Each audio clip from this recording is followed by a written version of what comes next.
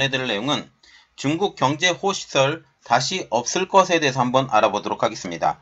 여러분의 구독, 좋아요, 그리고 필요하시면 알람 설정까지 부탁드리겠습니다. 지금 류어 부총리는 지난 1월 17일이죠. 다보스 경제 세계 포럼에서 올해 중국 경제가 전반적으로 호전될 것이라고 장담을 했습니다. 물론 지금 세계 유수의 경제 사람들도 작년에 3%를 딛고 한 5%에서 6% 오를 것으로 지금 예상을 하고 있죠. 그런데 지금 세계 유수의 전문가들은 중국의 이 같은 장밋빛 전망, 올해는 잠깐 오를 수도 있고 작년보단 더 나을 수도 있지만 아주 호성적은 되지 않을 것이란 것을 지금 생각을 하고 있죠. 그래서 이러한 장밋빛 전망에 대해서 고개를 흔들고 있는 상황입니다. 이번 류호 부총리의 장밋빛 발언에 대해서는 이것은 이성적인 판단에 대해서 말하는 것이 아니라 일종의 정치적 메시지 성격이 강하다고 이것을 비하해버린 것이죠. 이 류호 부총리의 메시지는 중국 대중에게, 다시 말하면 신문을 통해 중국 대중에게 알리기 위한 메시지라는 것입니다. 세계가 류 부총리의 메시지에 한 반응은 현재 중국의 경제 상황에 기인합니다. 중국은 3년 동안 이어진 고강도 제로 코로나 정책으로 경제가 큰 타격을 입었고 그 결과로 2022년 경제 성장률은 3%에 그쳤기 때문이죠. 중국 경제가 리커창 총리가 지적했다시피 수요 위축, 공급 충격, 성장 약세, 이것에 대한 삼중 압력에 점점 더 깊은 수렁에 빠져들고 있다라고 지금 얘기를 한 것이죠. 이 때문에 중국 국민들의 원성은 점점 높아지고 있는 것입니다. 시진핑 주석이 이끄는 태자당은 상하이 방을 잡기 위해 헝다그룹에 가해졌던 부동산 규제를 이제는 풀었고 이전에 거칠고 강경한 메시지는 기업 친화적인 메시지로 외부에 알리고 있습니다. 그러나 전문가들은 추락하는 중국 경제 하락 추세를 더 이상 되돌리지 못할 것으로 분석하고 있죠. 이 때문에 중국 국민들의 원성이 점점 높아지고 있는 것입니다. 그리고 이 원성은 한 곳에만 일어나는 것이 아니라 여러 곳에서 일어난다는 것이죠. 그럼 왜 전문가들은 중국이 이전의 경제 호시절로 다시 돌아가지 못할 것에 대해서 지금 이야기하고 있는 것일까요? 이전에 중국과 같은 경우는 10% 넘는 성장, 이것을 계속 꾸준히 유지해왔고 미국의 도움으로 어마어마한 성장을 이루었는데 이때만큼은 이제 돌아오지 못할 것이다. 특히 시진핑 주석이 지금 당 주석이 된 이후 중국의 경제는 계속적으로 떨어졌지만 그 추세가 오히려 코로나19 상황에서는 오히려 호성적이 나타났고 다시 작년에 떨어진 것을 우리가 볼 수가 있습니다. 그래서 이번에 알아볼 내용은 중국 경제 호시절 다시 없을 것입니다. 중국은 2023년 현재 위드 코로나로 전환하면서 이전보다 경기가 좋아졌다라고 분석하고 있습니다. 일부 금융기관에서는 중국의 2023년 GDP 성장률을 4%에서 6%로 잡고 있죠. 이는 작년의 3%보다는 더욱더 나아진 상황입니다. 중국 정부는 양회에서 올해 GDP 성장률을 목표치를 5% 부근이나 그 이상으로 제시할 것이라는 관측도 나오고 있는 것이죠. 그러나 5% 이상의 관측과 같은 경우는 조금 무리다라는 그런 이야기가 나오고 있습니다. 이는 작년 GDP 성장률 3%를 뛰어넘는 수준이죠. 이 수치는 중국이 대규모 부양책을 펼쳤을 경우 거둘 수 있을 수치라는 것을 의미하는 것입니다. 중국이 대규모 부양책을 했을 경우에는 자금의 유동성이 높아지고 이 자금의 유동성을 통해서 경기가 부양될 것이라는 거죠. 그럼 왜 일각에서 2023년 중국 경제 전망을 어둡게 보고 있을까요? 그것은 크게 5가지로 요약이 될 수가 있는데 첫 번째로 보는 것은 거덜난 의료 재정, 두 번째는 거덜난 지방 재정, 그리고 세 번째로는 추락하는 출생률, 네 번째로 보는 것은 저조한 소비 지출, 5번째는 다시 오지 못할 부동산 황금시대, 재정 황금시대로 요약을 할 수가 있습니다. 그러면 하나하나 알아보도록 하겠습니다. 첫 번째로 보는 것은 거덜난 의료 재정입니다. 중국은 지금 코로나 기간 동안 어마어마한 의료 재정을 뭘 썼어요? PCR 검사를 위해서 썼죠. 그래서 거덜나 버렸다라는 이야기입니다. 지난 2월 8일 후베이성 우한과 같은 경우는 코로나의 시발점이 되었었죠. 후베이성 우한에서 퇴직자 1만여 명이 빗속에서도 시청사 앞에서 시위를 벌인 사건이 있었습니다. 15일에는 같은 우한의 중상공원에서도 시위를 벌였죠. 또 똑같은 날 15일은 랴오닝성 다렌 인민광장에서 시위가 벌어졌습니다. 이들의 시위는 백발 고령자들이 모여서 시위를 벌였다라고 해서 백발 시위로 지금 불리고 있죠. 그럼 왜 어째서 백발의 고령자들이 이러한 시위를 벌였을까요? 그것도 나이가 많은. 지금 우한의 퇴직자들의 시위의 직접적인 원인은 바로 의료보험의 개혁입니다. 지난 2023년 2월 1일부터 우한시 정부가 의료보조금에 대한 삭감을 시행했기 때문이죠. 이 정책으로 인해 우한시는 퇴직자들의 개인계좌로 매달 입금하던 월 260위안의 의료보조금을 이에 3분의 1 수준인 83위안으로 삭감해버렸습니다. 또 일부 노동자들의 장리비도 7만위안에서 3만위안으로 절반가량 낮춰버렸죠. 이번 의료보조기 삭감으로 피해를 보는 우한시 퇴직자의 수는 약 200만 명. 이날 우한강철 그룹 퇴직자들을 비롯한 각계 각층의 퇴직자와 강제 철거를 당한 주민들이 시위를 참여했고 우한시 당국은 경찰을 대거 출동시켜 이 시위를 힘으로 진압해버렸습니다.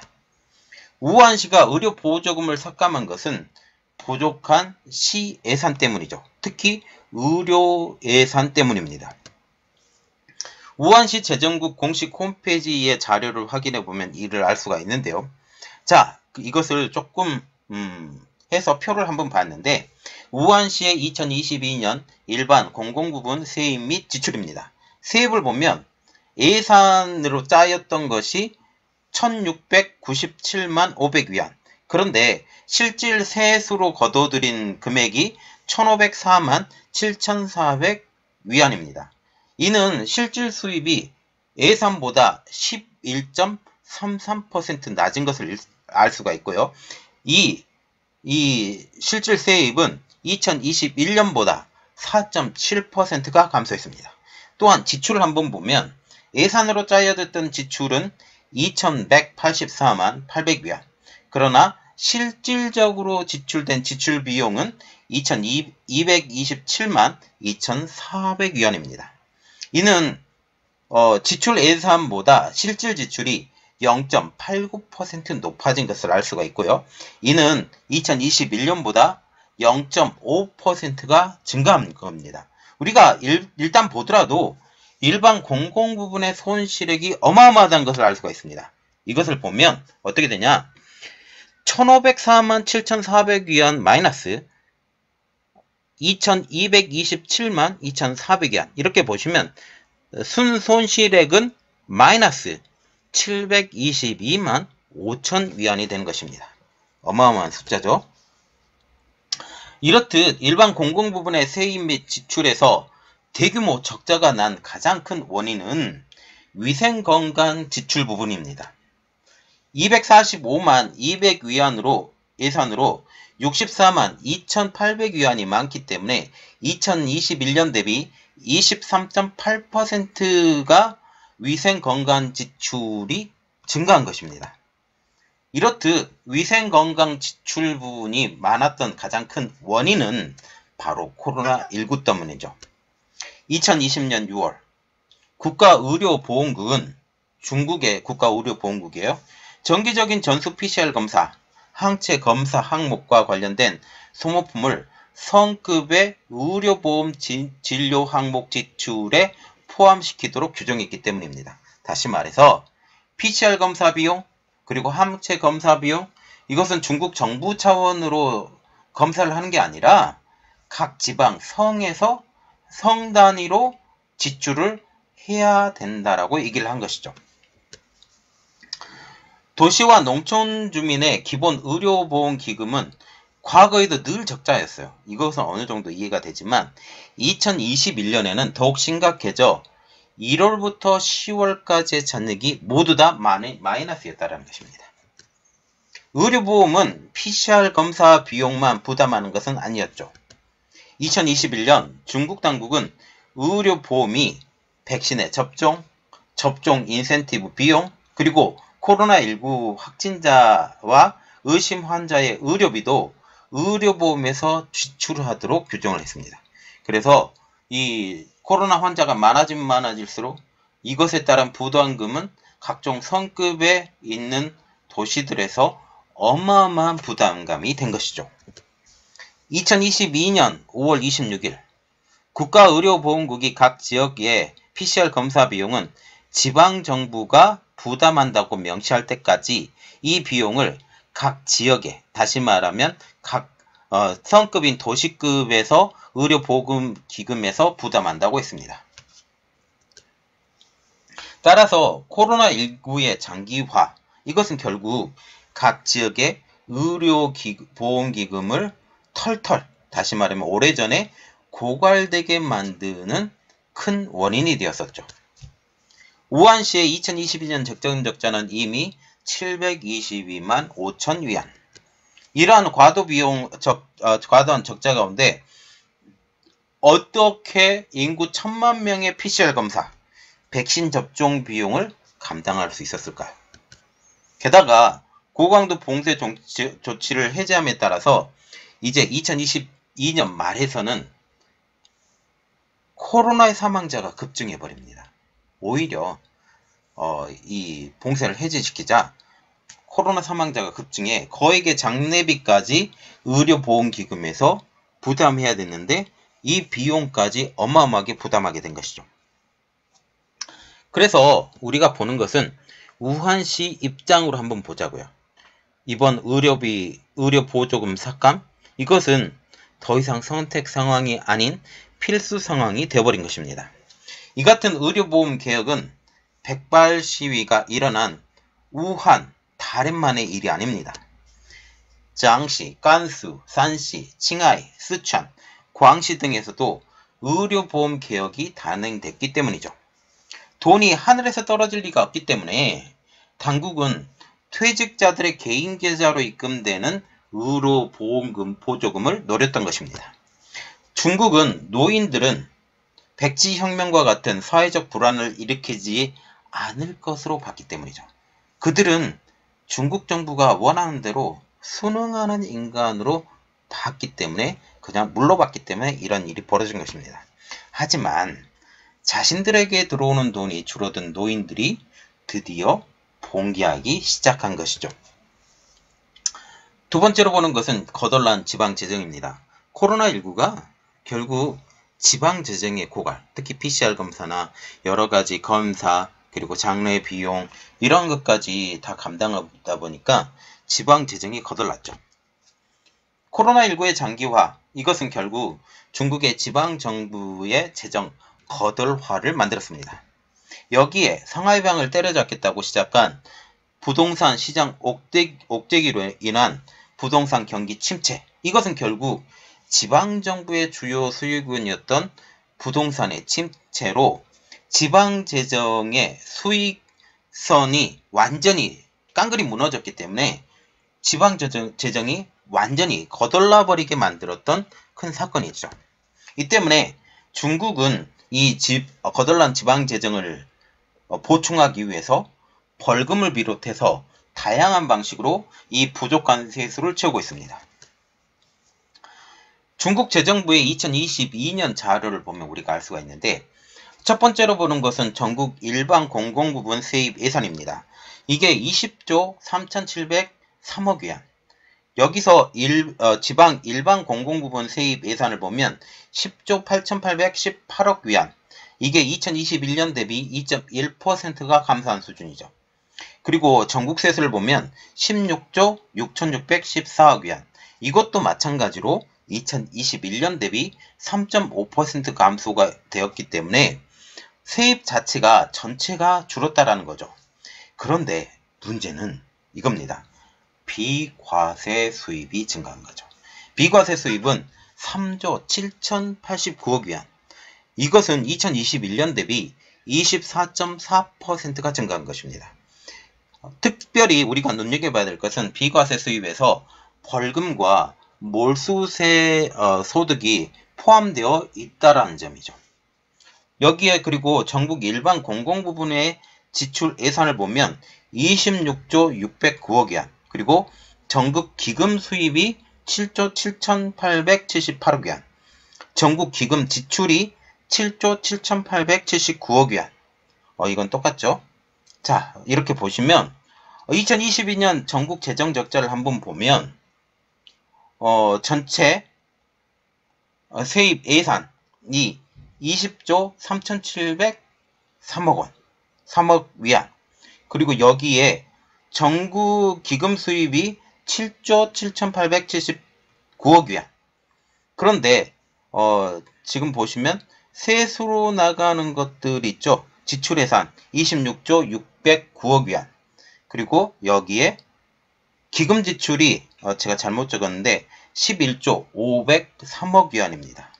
기금이 지출이 많이 됐어요. 그래서 전국적으로 재정 적자가 8조 9,610억 위안이 발생합니다. 그러면 이 세수를 계속 세우기 위해서 전국적으로 무슨 일이 벌어진다? 벌금과 몰수의 일이 벌어집니다. 중국 매체 재련사의 자료를 보면 우리가 알 수가 있는데 2022년 11월 기준 전국 지방정부의 채무 총액은 35조 위안, 그리고 도시건설투자공사의 2022년 말 유이자 부채 총액이 65조 위안. 중국 인구를 14억으로 지금 기준으로 볼 때 1인당 평균 부채는 4억 6,400 위안입니다. 채무 위기는 올해 특별 채권 투자의 질과 양에도 영향을 미칠 것으로 보이고 있는데요. 도시건설투자공사라고 지금 얘기가 나오고 있는 것은 전국 각 도시의 정부 투자금융의 플랫폼을 말합니다. 1991년부터 시작되었고 관련 정부 기능을 담당하는 특수시장 경영체로서 중국 중앙정부가 운영한다라는 거죠. 류군 중국 재정부 장관은 1월 9일 지방정부의 채무에 대해서 언급을 했습니다. 그는 자식은 그 부모가 챙겨야 된다라고 하면서 스스로 책임질 것을 요구를 하고 있죠. 결국 눈덩이처럼 불어난 빛에 짓눌린 지방정부는 자기 스스로 살아야 되기 때문에 어쩔 수 없이 충동경제를 가동하고 있습니다. 여기서 말한 충동경제란 벌금과 몰수, 그리고 공사대금 연체, 감원, 국유자산 사용의 장기 임대. 국유자산의 사용권 장기 임대라는 것은 이것을 통해서 지금 국유자산을 통해서 임대 사업을 벌이겠다라는 거죠. 철가 설진 정책, 그리고 기관 통폐합 등 다양한 형태가 있습니다. 기관의 통폐합 되면 우리나라도 이런 생각이 들죠. 서울만 해도 각 지역에 그 1동, 2동 나누어졌던 것을 한 동으로 묶어요. 그러면 공무원 수가 줄어요. 공무원 수가 줄기 때문에 그만큼 재정이 나가는 것이 줄게 되는 거죠. 이렇게 보시면 됩니다. 일반적으로 산업화로 인해서 도시가 팽창하면 중국과 같은 경우는 도시에 가까운 일부 지역을 해당 도시의 일부로 편입해서 도시의 팽창을 가속화했습니다. 그런데 헤이룽장성의 이춘과 치치하울에서는 철가 설진, 즉 역도시화가 진행 중이죠.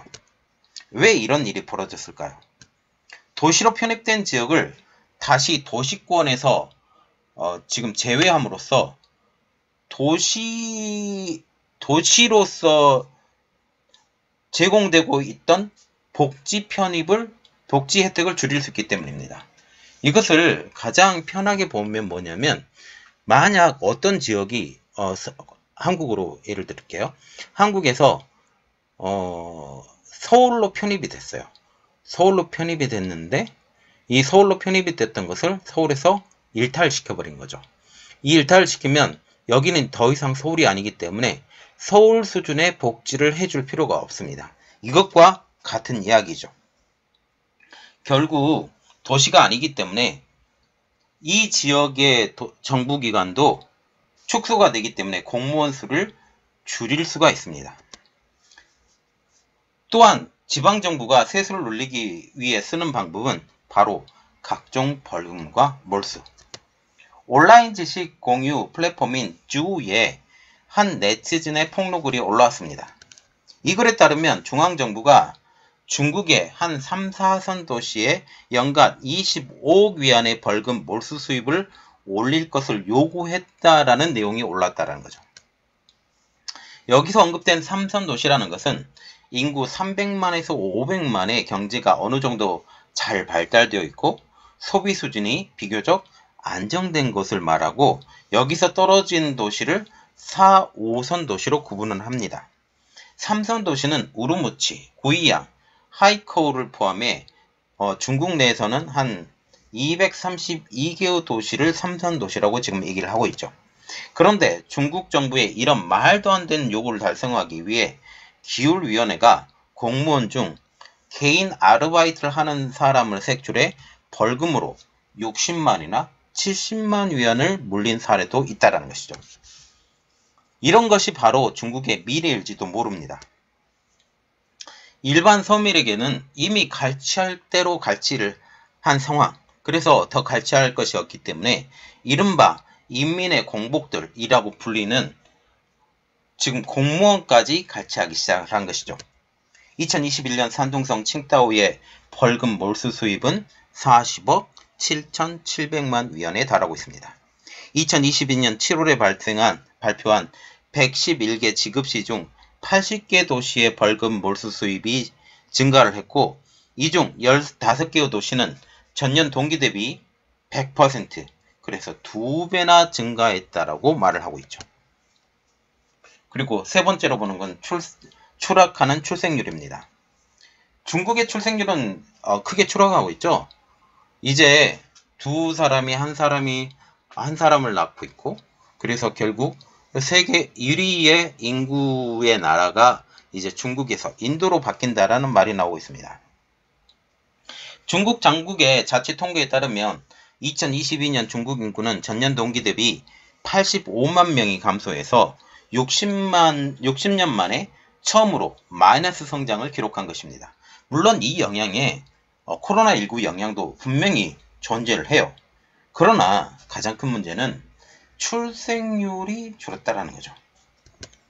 이는 급속한 노령화와 동시에 노동인구의 감소를 의미합니다. 2010년만 해도 중국의 노동인구가 전체 인구에서 차지하는 비중은 무려 74%. 그러나 2020년에는 이 중 4천여만 명이 감소해서 지금 현재 중국의 노동인구가 차지하는 비중이 74%에서 62%로 급강한 상황입니다. 왜냐하면 지금 노동인구로 유입되는 인구가 계속적으로 줄고 있고 노령화되는 인구가 급속도로 늘고 있기 때문이죠. 이러한 추세가 계속된다면 중국의 노동인구는 향후 5년 동안 3,500만 명이 더 감소할 것으로 추정하고 있습니다. 이렇듯 노동인구의 감소는 경제 성장의 둔화, 기술 혁신의 둔화, 노동 비용의 증가, 외국인 투자 의욕의 약화, 고령 인구에 대한 사회적 부담 증가, 농업 노동력의 감소 등 경제 발전에 불리한 요인으로 이어질 수밖에 없다라고 분석이 나오고 있죠.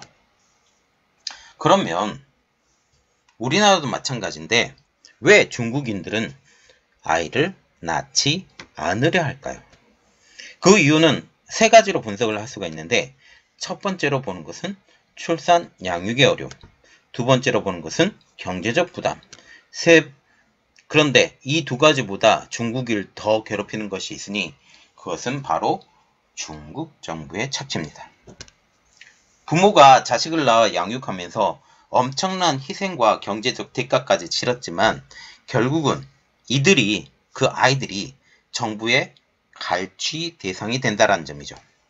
중국은 인구가 줄어드는 문제를 해결하기 위해서 각종 묘안이 나오고 있는 상황입니다. 경제학자 런저핑에 따르면 2조 위안을 찍어내 출산 장려기금을 설립하고 결혼 연령을 이전보다 낮추어서 18세로 하자라는 방안을 제안을 했습니다.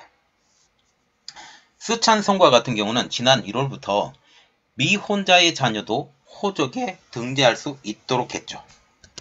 결국 출산율을 높이기 위해서 비혼 출산까지 장려한 상황이 되는 것입니다. 또한 중국 당국은 노동인구의 감소를 막기 위해 노인들의 은퇴까지 늦추려 하고 있습니다. 이는 노동력 부족 문제와 연금 부족 문제를 해결하기 위함이지만 정년 연장으로서는 근본적인 문제인 출산율의 문제를 해결할 수는 없죠. 그래서 근본적인 해결책은 아니라는 것입니다. 네 번째로 보는 것은 저조한 소비 지출입니다. 중국 통계국의 데이터에 따르면 2022년 전국 1인당 명목 소비 지출은 24,538위안. 이 수치는 전년인 2021년과 비교하면 1.8%가 증가한 수치입니다. 우리가 속으면 안 되는 게 1.8%가 증가했다라는 것은 지금 GDP가 3%가 증가했는데 이것을 1.8%가 증가했다라는 것은 마이너스 성장이라는 거죠. 그러나 물가 상승률을 제외하면 오히려 실질 소비 지출은 0.2%가 감소했다라는 분석입니다. 그러면 무엇이 중국인들의 소비를 위축하게 만들었을까요?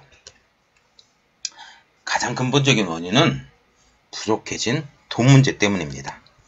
실업률은 고공행진을 하고 있고 개인의 소비는 감소한 상황이죠. 특별히 실업률이 고공행진했던 가장 큰 이유는 코로나19의 영향도 분명히 있다라고 지금 얘기가 나오고 있죠. 여기에 초롱성이라고 여겼던 주택시장의 침체는 그들에게 큰 충격이었습니다.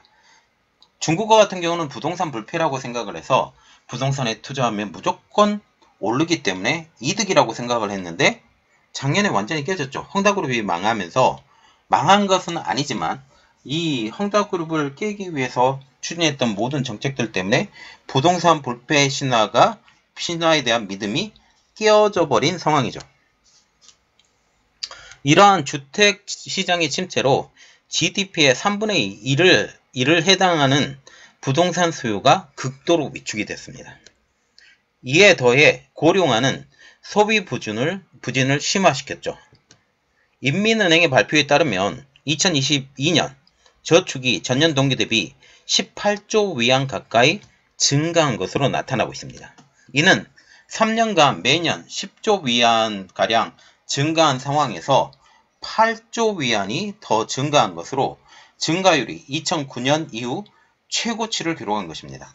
그렇지 않아도 3년간 코로나19를 겪으면서 2019년부터죠. 2019, 20, 21, 22, 23, 22까지 계속적으로 지금 은행의 위탁 잔고가 늘었다라는 거죠. 이에 비해서 은행의 가계대출은 전년 동기 대비 3조 8,100 위안이 느는데 그쳤습니다. 자, 지금 이것만 봐도 작년에 저축이 8조 위안이 늘었어요. 그런데 지금 가계대출이 3조 8,100 위안이 늘었다면 은행의 수탁잔고가 훨씬 는 상황이죠. 중국이 계속 유동성을 보유하더라도 이것은 중국의 경제성장이 안 된다라는 것을 이야기를 하고 있습니다. 지난 3년간 매년 8조 위안 증가한 것에 비해서 4조 위안 이상이 감소했고 증가율은 2007년 대출 데이터가 공개한 이래 처음으로 한 자릿수를 기록할 만큼 대출의 증가가 없었다라는 것을 이야기를 하고 있죠. 리커창 총리는 중국에서 월소득 1000위안 이하의 인구가 6억 명이나 된다고 말한 바가 있습니다. 자, 그러면 지금 우리가 볼 때 6억 명이라는 소리는 월소득이 1000위안 이하의 사람이 6억 명이라는 것은 인구의 거의 절반가량이 1000위안 미만의 사람이 된다라는 거죠. 이렇듯 많은 사람들이 예금을 하지 못하는 수준의 사람이 많은데, 그렇다면 어찌하여 가계저축이 늘어난 것일까요? 그러면 이 늘어난 가계저축은 또 무엇을 뜻하는 것일까요? 결국 가계저축을 할 수 있는 사람은 중위 소득자 이상의 고소득자들이 주도했을 것이고, 이것이 고소득자들을 중심으로 소비와 지출이 줄었다라는 것을 의미하는 것입니다. 그러면 왜 중위 소득자 이상의 고소득자가 소비를 줄이고 저축으로 돌아선 것일까요? 그 근본적인 이유는 중국의 경기 둔화로 인한 소득의 불안정입니다. 이것이 결국 그들이 소비와 투자를 줄이고 예금으로 돌아선 가장 큰 원인이 된 것이죠. 코로나19로 인해 최근 몇 년 동안 중국인의 가족 장례비 지출이 증가했다는 점도 우리가 주목해야 될 부분입니다. 코로나19는 많은 사람을 죽였죠. 중국에서. 우리가 실질적으로 발표했던 그 수준을 이미 뛰어넘은 상황이죠. 그래서 이 많은 사람들이 죽었는데 중국의 장례비는 어마어마합니다. 생명보험 썰라브에 따르면 중국인의 평균 장례비는 약 37,000위안. 이 금액은 중국인 평균 연봉의 45.4%에 육박합니다. 그러나 장례 관련 산업은 규모가 적기 때문에 경제를 견인할 수 없고, 오히려 장례 비용이 증가하기 때문에 다른 소비 지출을 줄이게 만드는 원인이 되고 있죠. 또한 코로나19의 위협이 계속되고 있다는 점에서도 장례 부담을 준비해야 되는 이러한 상황에서 벗어나지 못하게 만드는 원인이 되고 있습니다. 우리가 눈여겨봐야 될 것은 중국의 코로나 봉쇄 해제 후 중국 당국은 보복 소비 현상이 일어날 것으로 예측을 했어요.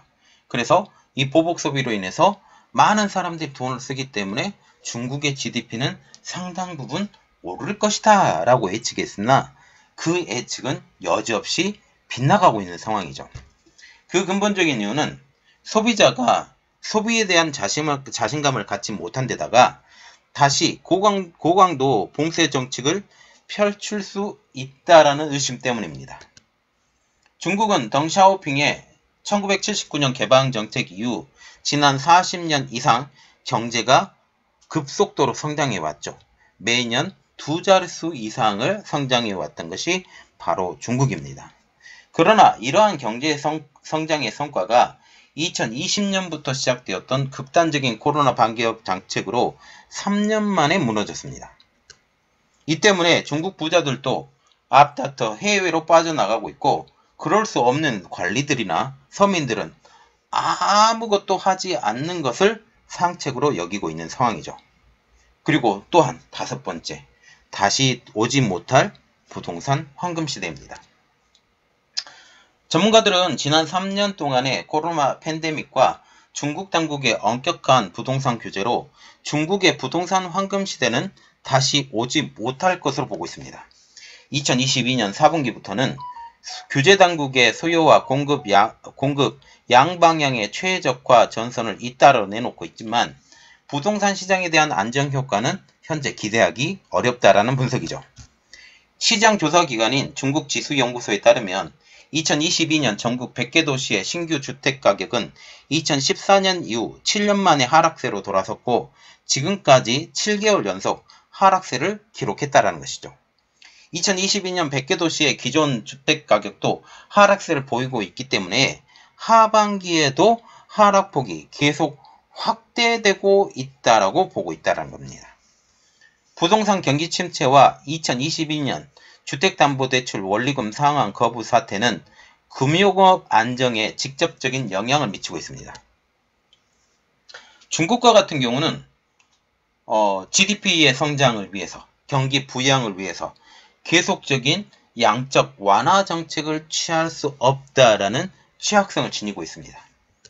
중국 정부의 지속적인 양적 완화에도 불구하고 경기 부양 효과는 점점 감소하고 있다는 게 전문가들의 분석이죠. 결국 양적 완화로 인해서 인플레이션의 압박은 점점 커지고 있는 상황입니다.